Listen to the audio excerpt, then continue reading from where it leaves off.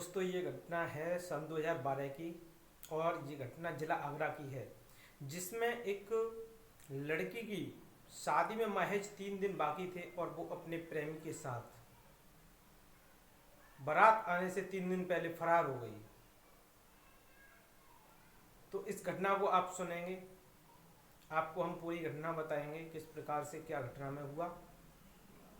तो दोस्तों नमस्कार, मेरा नाम है आदित्य कुमार एडवोकेट और आप देख रहे हैं सच्ची घटनाओं पर आधारित एक सच्ची कहानी, जिसमें हम आपको बताएंगे कि किस प्रकार से एक संपन्न परिवार, एक सुखी संपन्न परिवार, एक अच्छा खासे परिवार में एक बेटी का जन्म हुआ, जिसमें उस लड़की के माता पिता दोनों सरकारी नौकरी में थे, अच्छी नौकरी पर थे।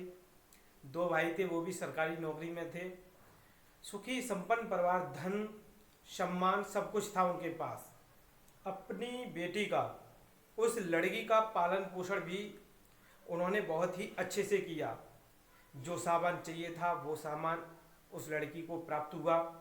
जिस कॉलेज में पढ़ना था उस कॉलेज में परिवार के लोगों ने उस लड़की को पढ़ाया। जो भी चाहिए था वो सब कुछ दिया। और जब उस लड़की की उम्र विवाह हेतु हुई तो उस लड़की के लिए एक अच्छा खासा परिवार का एक अच्छा सा धनवान एक लड़का ढूंढा, उसके साथ उसका विवाह तय किया गया। विवाह की सब तैयारियां हो चुकी थी, गेस्ट हाउस हो चुका था, सभी रिश्तेदारियों में निमंत्रण बढ़ चुके थे, हलवाई हो चुका था। जितनी विवाह में तैयारियां की जाती हैं वो सब कुछ हो चुकी थी। महज 3 दिन बाकी थे बारात आने में। तो जो वो लड़की थी वो अपने माता पिता से कहती है कि मैं अपने फ्रेंड के लिए एक निमंत्रण देने के लिए जा रही हूँ और मैं 10-20 मिनट में घर वापस लौट आऊँगी। तो घर वालों ने कहा कि बेटी जा और जल्दी आना, विवाह के अन्य अन्य जो रस्में होती हैं वो कार्यक्रम जैसे तेल ताई इत्यादि रस्में होती हैं विवाह से पहले, हल्दी वगैरह, तो वो होंगी, इसलिए जल्दी आना। तो जो वो लड़की थी, उस लड़की को अपने घर की जो अलमारी में, क्योंकि धनवान व्यक्ति थे उसके परिवार के लोग, जो कुछ मिला, सोना चांदी, जितना रुपया मिला, धन मिला, वो सब कुछ बटोर के जिस बैग में वो अपनी शादी का कार्ड लेकर जा रही थी उसी में रख करके और वो घर से अकेली चल देती है। उसका एक उसी शहर का एक प्रेमी था जिससे उसने पहले ही बात कर रखी थी कि इस प्रकार से मैं घर से आऊंगी और तुम इस प्रकार से तैयार मिलना, हम यहाँ से कहीं दूर चले जाएंगे। दोनों लोग फरार हो जाते हैं। जब आधा घंटा 1 घंटा बीत जाता है, लड़की के परिवार वाले बार बार फोन करके पूछने की कोशिश करते हैं कि बेटी कहाँ पर हो। तो लड़की का मोबाइल जब स्विच ऑफ आता है तो उस लड़की के परिवार के लोगों को चिंता बढ़ती है कि क्या बात है, हमारी बेटी को क्या हुआ है। वो लोग अपने घर से सभी काम को छोड़कर इधर उधर ढूंढने लगते हैं, कहीं कुछ पता नहीं चलता है। तो देर शाम को पता चलता है कि उन्हीं के एक थोड़ी दूरी पर मोहल्ले में एक दुकान करने वाला एक लड़का था, वो अभी फरार है। तो कुछ पीछे की गतिविधियों से पता चलता है कि वो लड़की उस लड़के से कभी कभी बातें करते हुए कई लोगों ने देखा है। तो एक अंदाजा लगाया जाता है कि वो लड़की उसी लड़के के साथ फरार हो गई है और वो अंदाजा सही साबित होता है। वो लड़की उसी लड़के के साथ अपने घर से फरार हो जाती है।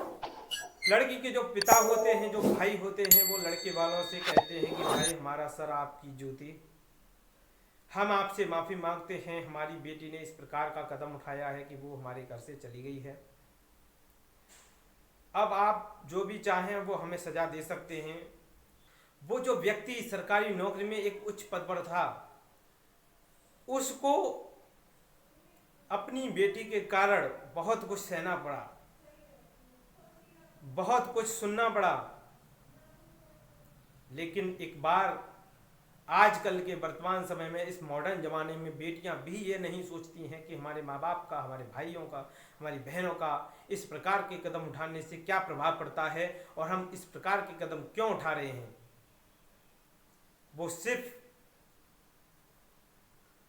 थोड़े से समय के प्यार के लिए अपने परिवार का 20 साल का, 25 साल का साथ, प्रेम, एक साथ रहना, सब कुछ भूल कर वो इस प्रकार के कदम उठाती हैं कि माँ बाप को, भाई बहन को समाज में किस प्रकार से नीचा देखना पड़ता है।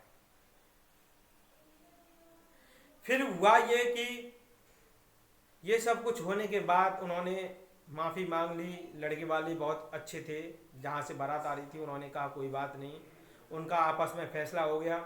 लड़की एक दूसरे शहर में जाके रहने लगी। लड़की पढ़ी लिखी थी, इंग्लिश अच्छी जानती थी, तो इसलिए उसको एक प्राइवेट स्कूल में पढ़ाने के लिए एक जॉब मिल गई, जहाँ पर उसको 20-25 हज़ार रुपये अच्छे से मिलने लगे थे।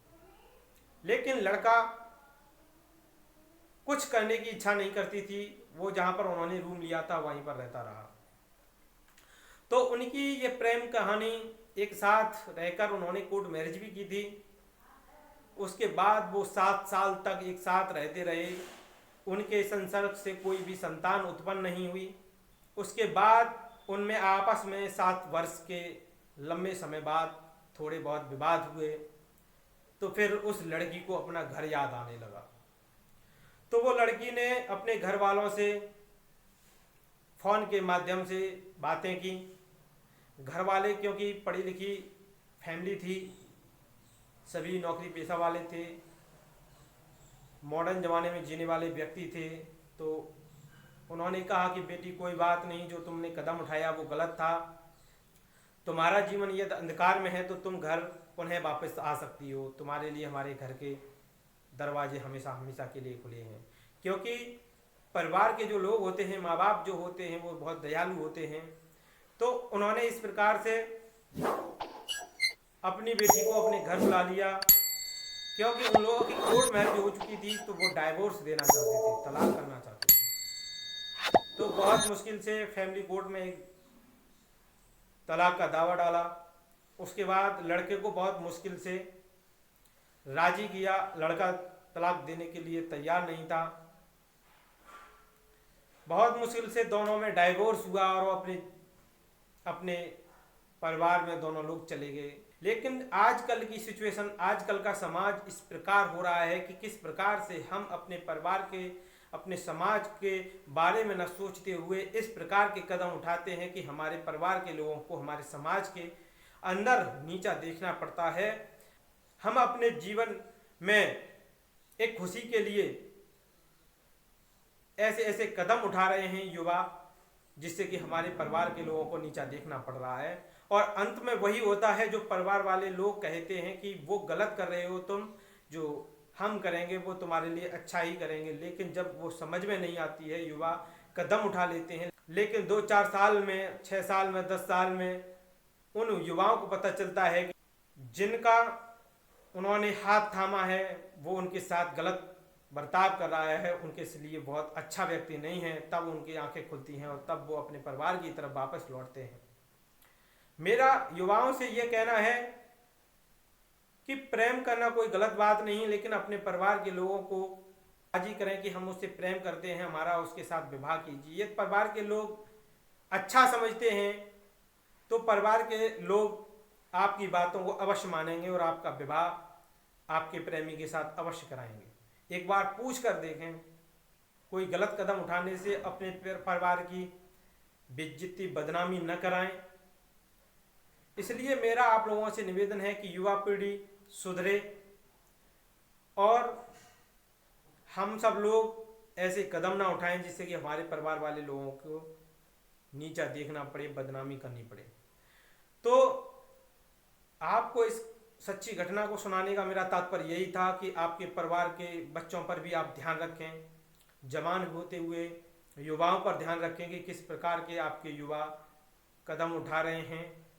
आप उनकी हलचल पर हमेशा ध्यान रखें, कहीं वो गलत हलचल तो नहीं कर रहे हैं, कहीं वो गलत डायरेक्शन में तो नहीं जा रहे हैं, कहीं वो गलत कदम तो नहीं उठाने वाले हैं। इन चीज़ों पर आप ध्यान रखें, क्योंकि आजकल की युवा पीढ़ी कोई भी कदम उठा सकती है।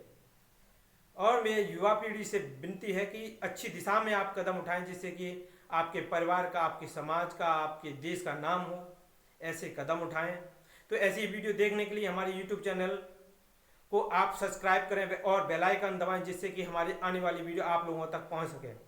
और हमारी वीडियो को लाइक, कमेंट एंड शेयर करें, जिससे कि अन्य लोगों को भी ये जानकारी हो सके, अन्य लोग भी हमारी सच्ची घटनाओं से प्रेरित हों और अपने परिवार में, युवाओं में संस्कार बने रहें। तो जय हिंद, जय भारत। मिलते हैं फिर किसी अगली वीडियो में।